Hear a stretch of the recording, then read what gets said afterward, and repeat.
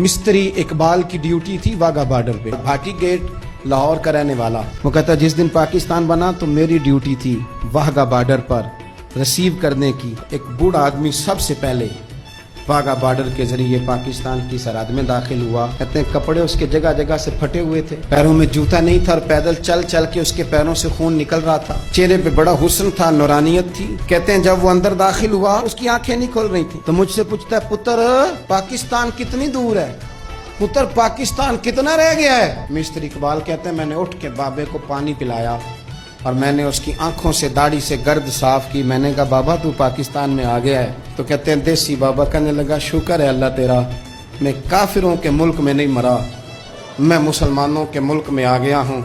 कहते हैं ये लफ्ज कह के उसने ऊंची आवाज में ला इलाहा इल्लल्लाह मुहम्मद रसूलुल्लाह पढ़ा और उसकी रूह परवाज कर गई। इन जज्बों के नीचे ये वतन बना है, इन जज्बों के नीचे।